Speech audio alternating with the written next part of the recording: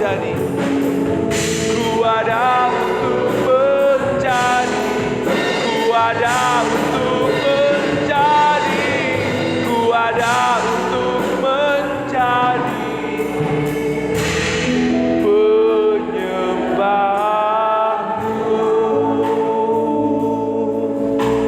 Terima kasih Tuhan. Kami bersyukur kalau pagi hari ini Tuhan memberikan kami kesempatan menikmati saat yang indah, menikmati saat yang terbaik, yaitu saat kami menyembah Engkau di dalam hadirat-Mu Tuhan. Kami mengucap syukur buat lawatan-Mu di dalam ibadah kami pagi hari ini. Dan kami percaya lewat kebenaran firman-Mu, lebih lagi lawatan-Mu nyata dalam kehidupan kami. Berbicaralah ya Tuhan, selaraskanlah hati kami sesuai dengan kebenaran Injil-Mu, supaya hidup kami sebagai umat Jemaat Gereja Baptis Babaton menjadi umat yang semakin hari menggenapi maksud dan rencana Tuhan. Terpujilah Engkau Tuhan.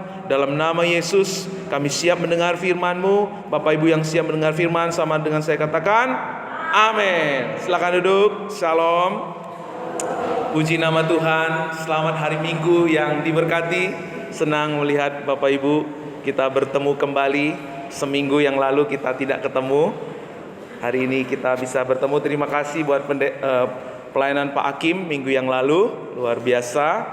Dan terima kasih juga buat pelayanan guru-guru dan volunteer dalam acara SEAL.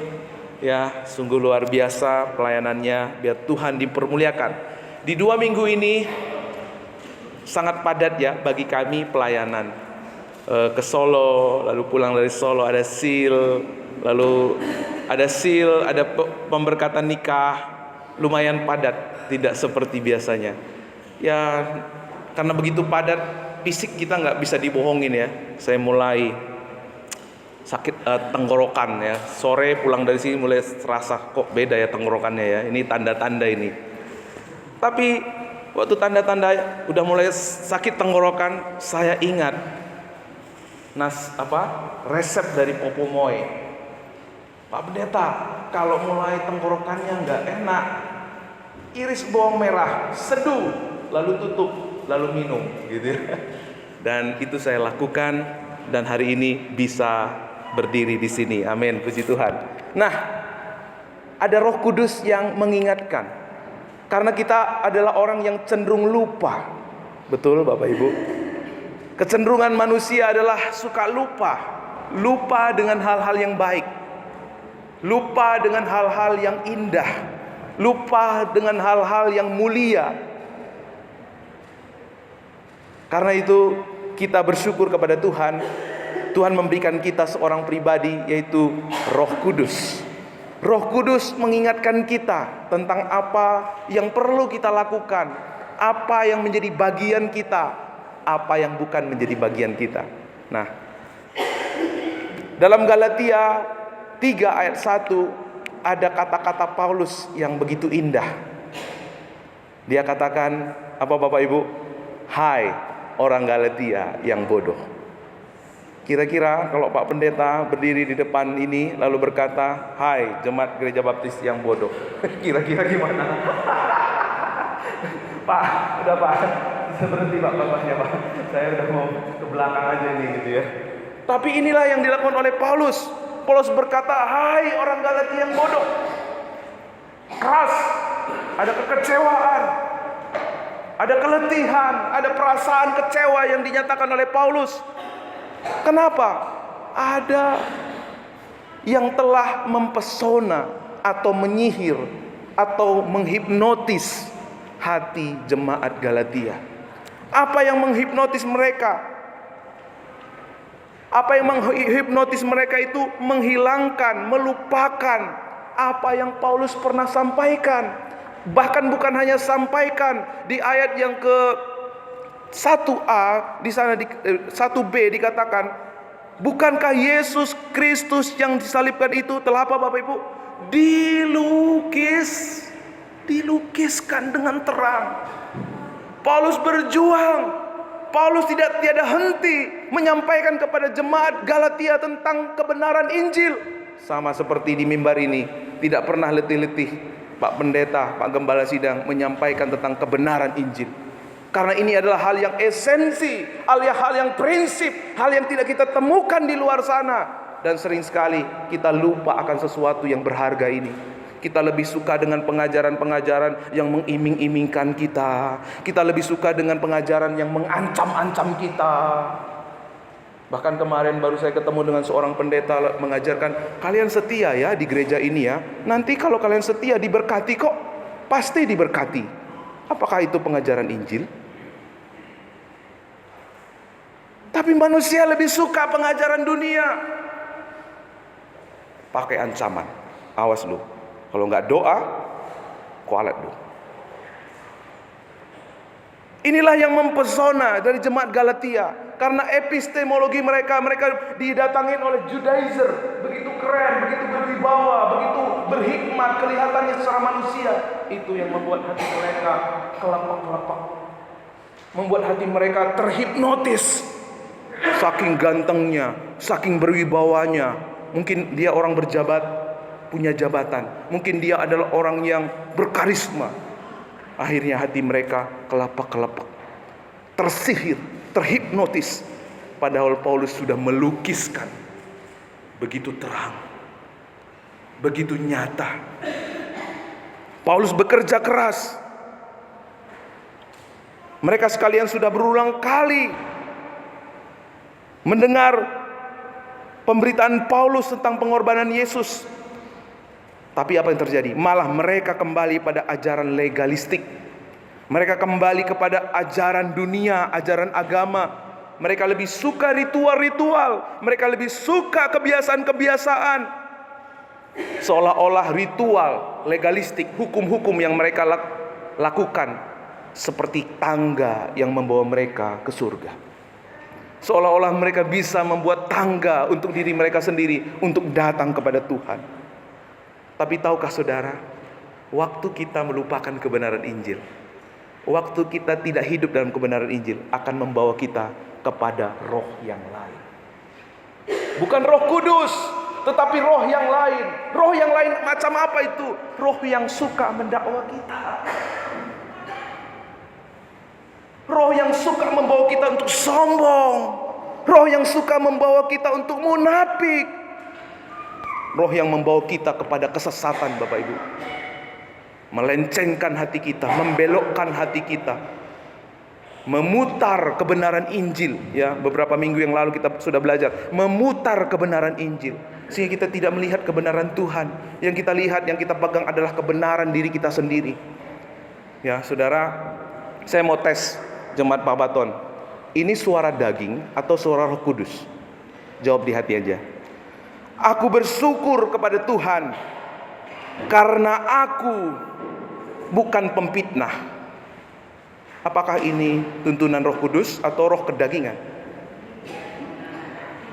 Simpan dalam hati aja ya. Wah, aku ciamik aku. Kenapa kamu ciamik? Karena aku bukan seorang koruptor. Woi, bangga, bermegah. Ada suara, doamu manalah? Ya, ini bahasa orang Medan ya. Saya pakai baca orang Medan. Doamu manalah dijawab? Doamu manalah dijawab Tuhan. Karena kamu kan malas baca firman Tuhan, gitu ya. Kira-kira ini suara Roh Kudus bukan? Kamu tidak mungkin bisa melayani, kamu nggak mungkin bisa mengemban jabatan itu. Anakmu aja masih suka melawan. Anakmu saja belum bisa kamu urusin. Itu suara Roh Kudus atau bukan? Atau satu lagi, hayo melayani, hayo tekun melayani, supaya Tuhan makin sayang kepadamu. Wih, semua kata-kata ini bagus. Semua kata-kata ini kelihatannya baik. Tetapi Bapak Ibu, saya mau bilang, ini bukan berasal dari roh Tuhan. Ini berasal dari roh yang lain, yaitu roh kedagingan kita. Nah, makanya jemaat Galatia juga mengalami kesesatan. Kesesatannya apa? Mereka diputarbalikkan Injil yang mereka percayai. Ya. Yuk kita baca 1, 2, 3. Kesesatan seringkali bukanlah mengurangi sesuatu dari Injil, melainkan menambahkan kepada Injil. Injil bilang keselamatan itu hanya oleh iman. Injil bilang kalau kamu bisa percaya kepada Tuhan, itu karena Roh Kudus. Injil bilang kalau kamu bisa layak, kalau kamu bisa dibenarkan, itu karena Tuhan Yesus yang mati di atas kayu salib. Injil bilang kalau kamu mampu melayani, mampu mengerjakan tugas pelayanan, itu bukan karena kamu kuat, bukan karena kamu bisa, bukan karena pengalamanmu, bukan karena pendidikanmu, tetapi karena ada Roh Allah yang memampukanmu. Tetapi orang Galatia bilang, Tuhan, kalau aku tidak punya kemampuan, kalau aku tidak punya skill, aku nggak mungkin bisa melakukan pelayanan ini. Roh dunia bilang, kalau aku nggak taat firman, kalau aku nggak memegang perintah-perintah, aku nggak mungkin layak di hadapan Tuhan. Kebenaran dunia ini bilang, kalau kamu nggak menjaga dirimu, kekudusanmu, kamu nggak mungkin diselamatkan. Itulah yang iblis katakan, menambah sesuatu kepada kebenaran Injil. Kita memiliki kecenderungan, Bapak Ibu, mencari keselamatan melalui cara kita sendiri, ketimbang bergantung pada keselamatan yang Tuhan Yesus lakukan, yang Tuhan Yesus kerjakan di atas kayu salib. Kita cenderung menjadi legalistik dalam praktek kehidupan sehari-hari kita. Maka kita perlu waspada dan menyadari bahwa kita dapat juga jatuh pada pemikiran yang dimiliki oleh jemaat Galatia. Karena kalau kita nggak diingatkan, kita merasa tahu. Kalau kita udah merasa tahu, nggak mau belajar, disitulah kita jatuh. Orang legalistik merasa mengasihi Allah, tetapi sebenarnya Bapak Ibu, mereka tidak pernah mengasihi Allah. Orang legalistik merasa mereka melayani Tuhan, tetapi sebenarnya mereka tidak pernah melayani Tuhan. Mereka hanya mengasihi, melayani diri mereka sendiri. Makanya tidak ada kekuatan Injil yang nyata di jemaat Galatia. Tuhan ingin jemaat Gereja Baptis Pebaton sungguh-sungguh nyata mengalami kekuatan Injil di keluarga, di gereja, di pekerjaan. Karena itu mari hari ini buka hati kita. Biar Roh Kudus yang memimpin kita, bukan roh dunia, bukan roh kedagingan. Nah, karena itu Bapak Ibu, kita perlu belajar bagaimana kita bisa membiarkan Roh Kudus. Ini Roh Kudus, itu roh kedagingan. Bagaimana kita bisa membedakan mana Roh Kudus, mana roh kedagingan. Nah, roh kedagingan akan selalu membawa kita untuk kembali kepada legalistik, kembali kepada hukum Taurat. Weizmann Lee berkata bahwa hukum Taurat itu intinya, prinsipnya selalu membawa kita melakukan sesuatu untuk Tuhan. Tetapi kasih karunia, Tuhan yang melakukan sesuatu kepada kita. Itulah perbedaan antara hukum Taurat dan hukum kasih karunia. Dulu saya adalah orang yang setia berdoa, Bapak Ibu. Kami ada punya 3 teman yang setia berdoa sampai tengah malam. Kami doa di kamar, doa di ruang doa gereja, sampai kami numpang tangan, sampai kami mendoakan dari bangsa, negara, RT, RW, semua didoakan. GGBI dari pucuk pemimpin sampai ke bawah, kita doakan semua. Tapi saudara tahu, mungkin hari ini saudara berkata, keren juga ya Pak Pendeta ya, luar biasa Pak Pendeta. Tunggu dulu, karena motivasi saya pada waktu itu berdoa supaya saya berkenan kepada Tuhan, supaya saya lebih dipakai Tuhan daripada teman-teman saya yang lain. Itu adalah motivasi hukum Taurat. Melalui apa yang kulakukan, Tuhan makin sayang sama saya. Saya harap dan saya berdoa tidak ada lagi di antara jemaat Pebaton yang seperti itu. Amin. Karena ketaatan, perbuatan yang seperti ini adalah perbuatan duniawi yang dibalut dengan rohani. Di dalamnya, casingnya doang kelihatan rohani, tapi dalamnya duniawi. Iblis berusaha menipu muslihat, memutarbalikkan kebenaran. Maka Bapak Ibu, kita perlu mengambil waktu untuk mereflektifkan Injil dan tuntunan Roh Kudus senantiasa di dalam hidup kita. Maka Paulus berkata dalam Galatia 3 ayat 2. Ayo baca sama-sama. 1, 2. Hanya ini yang hendak ku ketahui daripada kamu. Adakah kamu telah menerima roh karena melakukan hukum Taurat, atau karena kamu percaya pemberitaan Injil? Kita bisa menerima Roh Kudus bukan karena melakukan hukum Taurat. Justru waktu kita melakukan hukum Taurat, kita menerima roh yang lain. Roh perbudakan, roh kemunafikan, roh kesombongan, roh penyesat. Itu yang akan menggerogoti hidup kita, menggerogoti keluarga kita, menggerogoti gereja kita. Hanya satu jalan untuk kita menerima Roh Kudus. Percaya Injil Yesus Kristus. Amin. Percaya kepada Injil. Apa yang Injil katakan? Injil itu adalah kabar baik. Kita selamat hanya lewat percaya kepada Yesus, ya. Waktu kita menerima Yesus sebagai Tuhan dan Juru Selamat, Alkitab katakan ada Roh Kudus yang tinggal dalam diri kita. Roh Kudus itu menjadi materai bahwa kita ini milik Tuhan. Roh Kudus itu yang membuat kita berseru, ya Aba, ya Bapa. Kenapa kita disebut anak Allah? Karena ada roh anaknya tinggal di dalam diri kita, ya. Roh itulah yang kita terima waktu kita percaya Injil. Roh itulah yang kita terima pada waktu kita mengaku Yesus Tuhan dan Juru Selamat kita secara pribadi. Roh Kudus itulah yang bekerja sampai hari ini. Roh Kudus itu bekerja bukan mendakwa kita. Hei, kamu dosa, gak pantas kamu ada di sini. Itu bukan Roh Kudus, itu roh pendakwa. Tapi Roh Kudus akan mengajar kita. Roh Kudus akan selalu menuntun kita. Hei, Lydia. Hai Ibu Junita.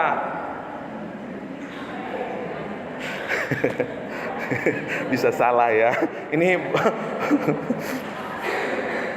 kamu itu dipilih Tuhan karena kasih karunia. Kamu itu dibenarkan Tuhan karena kasih karunia. Kamu itu dimampukan Tuhan karena kasih karunia.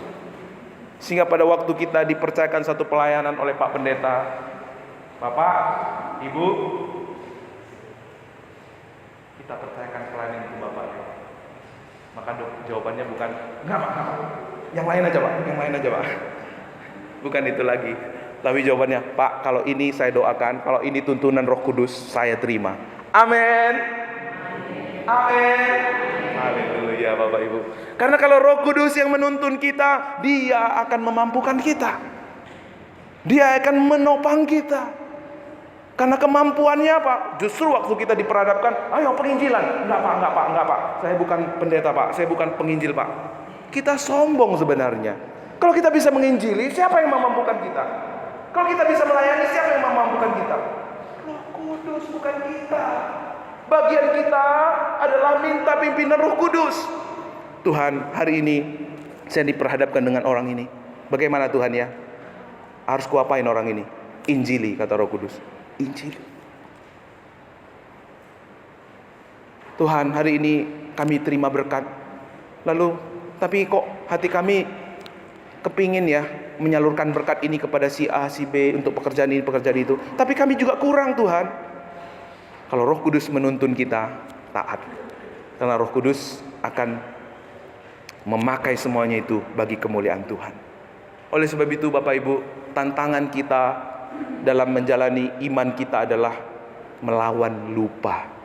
Bilang dulu, yuk kita melawan lupa. Colek samping kiri kanannya. Yuk kita melawan lupa gitu. Karena iblis selalu mencoba supaya kita lupa. Dia mencoba menghipnotis. Dia mencoba mempesona kita dengan kemuliaan yang sementara, kelihatan yang kemuliaannya begitu gemerlapan, begitu luar biasa, tetapi kemuliaan dunia ini hanya sementara. Oleh sebab itu, kita perlu kembali kepada perenungan Injil. Jangan biarkan Injil yang kita terima hanya sampai di pengetahuan. Jangan biarkan Injil yang kita terima hanya sampai di teori-teori saja. Biarlah Injil kita tidak hanya berhenti di kognitif, di pengetahuan kita, tetapi harus afektif. Kita hidupi, kita hayati dengan mereflektifkannya, dengan merenungkan dan mengaplikasikannya. Untuk melakukan ketiga hal ini Bapak Ibu, kita butuh orang lain. Kita butuh orang lain untuk komitmen cerita, butuh komunitas, terutama anak istri dan suami kita. Kalau enggak dibicarakan, kalau enggak di-sharingkan, dibagikan, Injil itu hanya berhenti di sini saja. Maka gereja yang sesungguhnya, kalau kita kembali kepada Alkitab, gereja sesungguhnya bukanlah gereja sekali datang ibadah pulang, tapi gereja yang sesungguhnya adalah duduk bersekutu, duduk bersama, ada fellowship, ada berbagi kehidupan. Itu yang akan membawa kita untuk menghidupi Injil. Seorang Martin Luther, saya mengkhotbahkan Injil atau saya mendengar Injil setiap hari karena saya lupa setiap hari akan Injil. Kita nggak boleh lupa. Iblis mencoba membuat lupa apa yang menjadi kebenaran Tuhan. Iblis berusaha untuk menutupi kebenaran. Iblis berusaha untuk memutarbalikkan kebenaran. Iblis berusaha untuk menggantikan kebenaran. Tapi Roh Kudus bekerja. Ingat Bapak Ibu, apa peran Roh Kudus? Allah Bapa menciptakan dan merencangkan. Yesus Kristus apa? Mengerjakan dan menyelesaikan. Roh Kudus bekerja apa? Mengaplikasikan. Yesus sudah mati di atas kayu salib dan dia berkata, sudah selesai. Inilah yang Roh Kudus selalu ingatkan, bahwa kebenaran kita, keselamatan kita sudah selesai di atas kayu salib. Kita ini layak karena ketaatan Yesus. Kita ini layak karena perbuatan Yesus. Kita ini diterima sebagai anak karena roh anaknya tinggal dalam diri kita. Nah, kalau kita mau dituntun oleh Roh Kudus akan selalu menuntun kita sesuai dengan apa yang diselesaikan oleh Yesus di atas kayu salib. Bukan menambahi apa yang Yesus kerjakan di atas kayu salib. Karena kalau kita menambahi seperti lukisan Mona Lisa, kita mau coba tambahin, Pak ini nggak ada kumisnya Pak, ditambahin kumisnya. Itu bukan lagi karya Leonardo da Vinci. Demikian juga Injil, apa yang Yesus lakukan di atas kayu salib tidak perlu lagi, tidak bisa lagi, tidak boleh lagi kita tambahi. Kalau kita tambahi, itu bukan lagi namanya karya keselamatan di dalam Yesus Kristus. Maka di dalam Galatia 3 ayat 5 dan Galatia 4 ayat 6 kita membaca di sana, roh itu bersaksi bersama-sama dengan roh kita bahwa kita adalah anak-anak Allah. Tidak seorang pun dapat berkata Yesus Tuhan kecuali Roh Kudus. Kalau kita mau mengenali Roh Kudus bekerja, dia selalu akan bekerja membawa kita mengenal Yesus Kristus. Ya, Roh Kudus akan selalu bekerja mengaplikasikan apa yang Yesus lakukan di atas kayu salib. Roh Kudus akan mengerjakan sesuatu dalam hidup kita agar kita tidak lagi takluk kepada hukum Allah, hukum Taurat, tetapi kita takluk kepada hukum Allah. Sebab apa Bapak Ibu? Yuk kita baca sama-sama.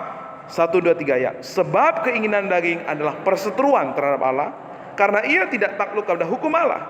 Hal ini memang tidak mungkin baginya. Ya. Waktu kita mau takluk kepada hukum Allah, bukan lewat hukum Taurat, tetapi lewat tuntunan Roh Kudus. Sebenarnya kalau kita berbicara tentang daging, ini berbicara tentang musuh Injil. Daging itu melambangkan apa Bapak Ibu?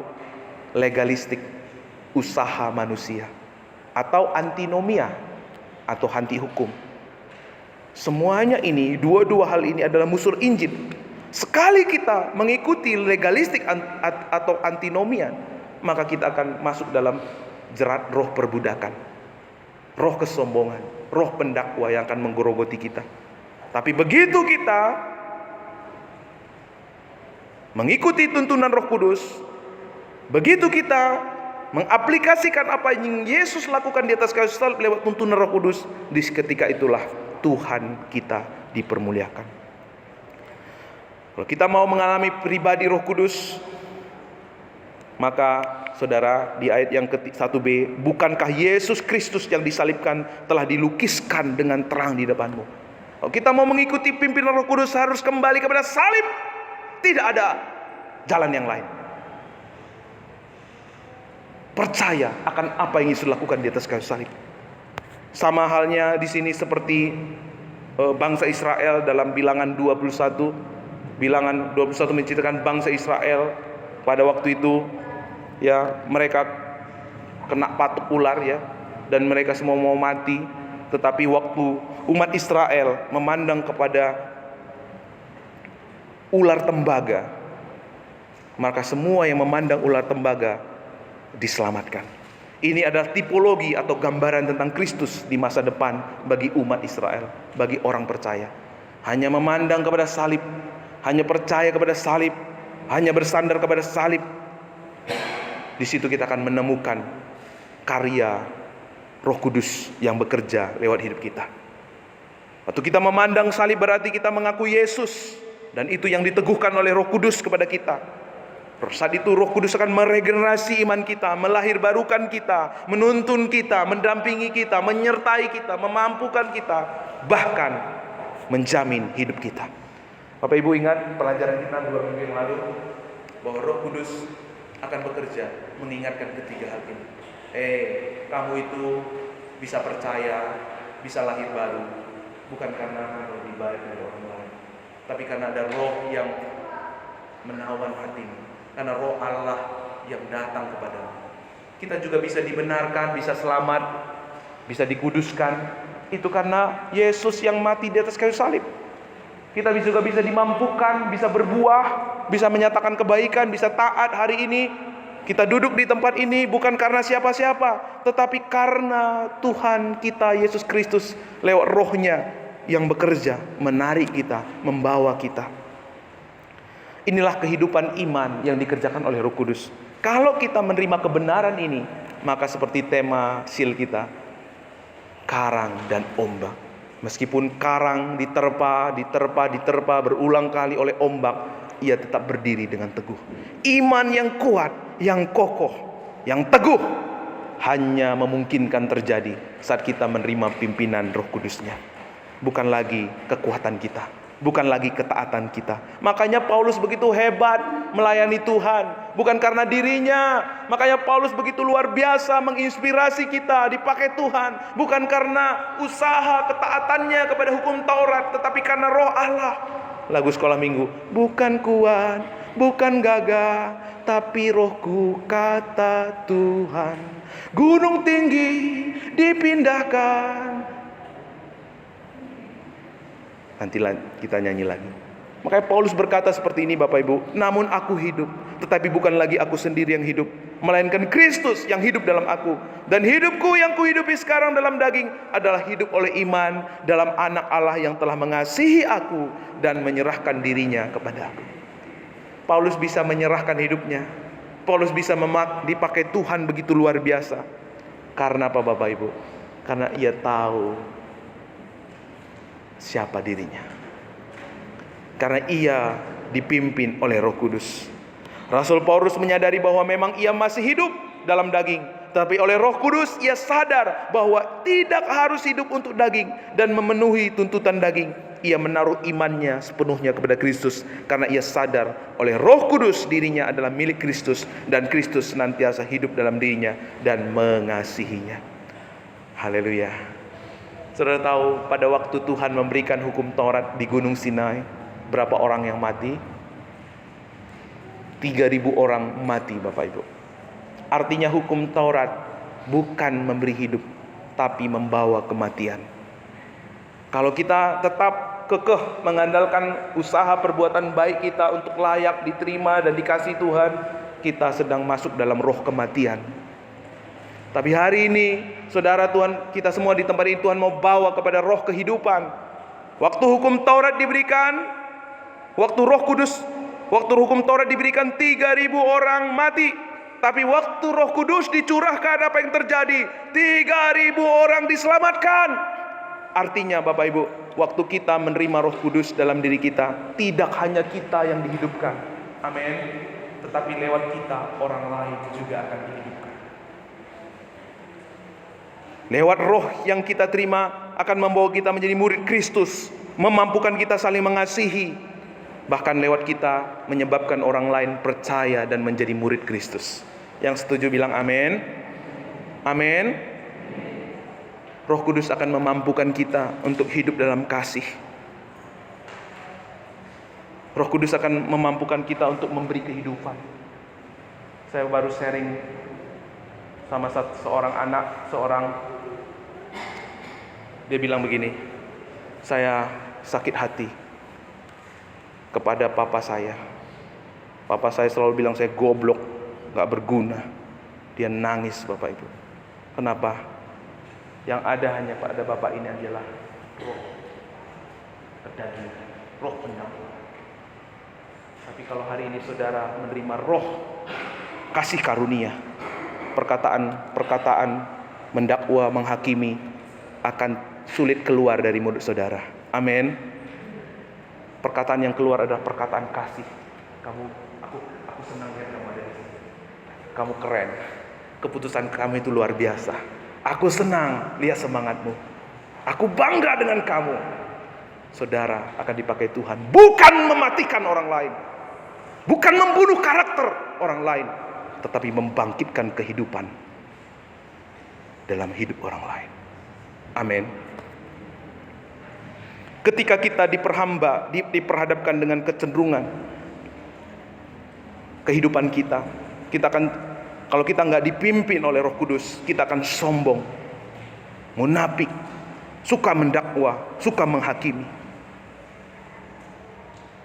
Tapi waktu itu roh pendakwa akan menggerogoti kita, menekan kita, sehingga kita juga akan menekan orang lain. Ketika saudara merasa lemah, tak mampu dalam ketaatan pelayanan, saudara mundur, saudara juga akan menarik mundur orang lain.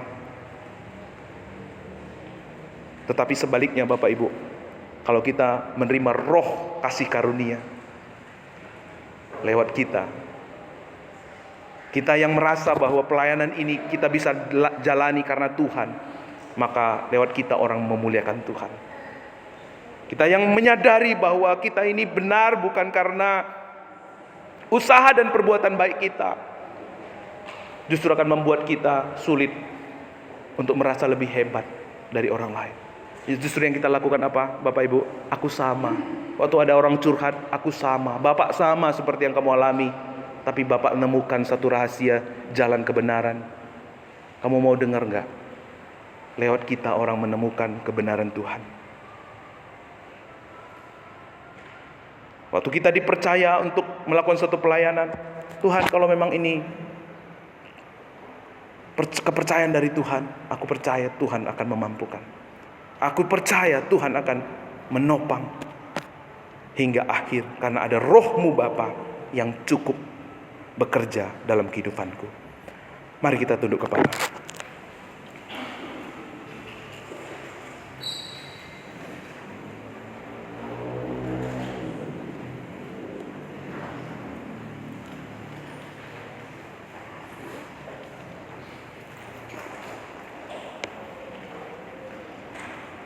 Roh apa yang selama ini bekerja dalam kehidupan kita pribadi lepas pribadi?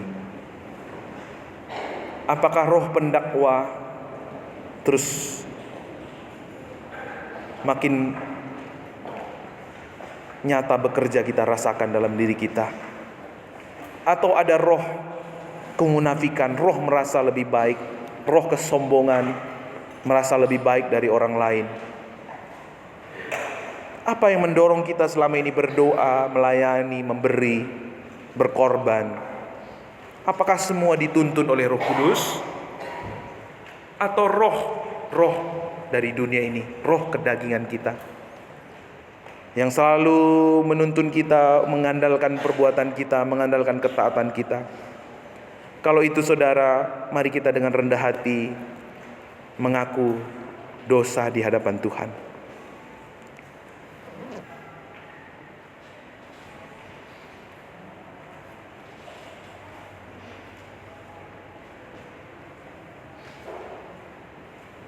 Apakah selama ini orang-orang terdekat kita,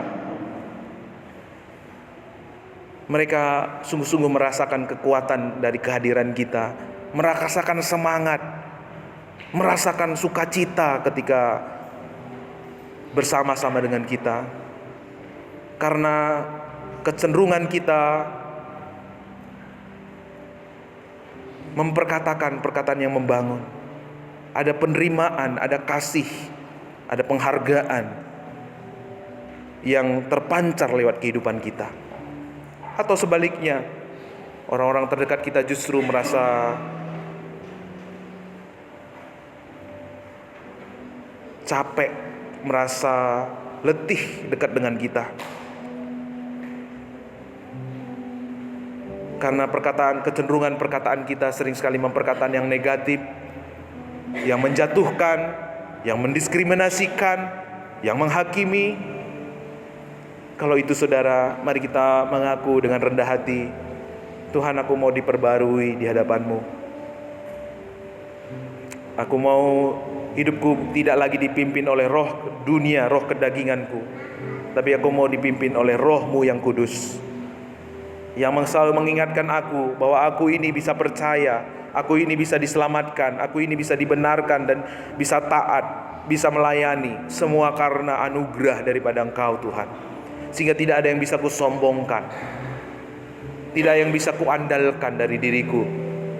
Semua karena anugerah-Mu yang tidak terkira dalam hidupku ya Tuhan.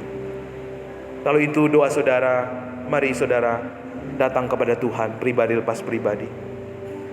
Karena hanya Engkau Tuhan menjadi sumber keselamatan kami. Karena hanya Engkau Tuhan tempat kami bersandar, tidak ada yang lain. Anugerah-Mu lah yang nyata mengangkat kami dari setiap amuk laut yang menderu. Kami akan menjadi pribadi yang kuat, kokoh, dan tidak tergoyahkan. Amin. Terima kasih Tuhan.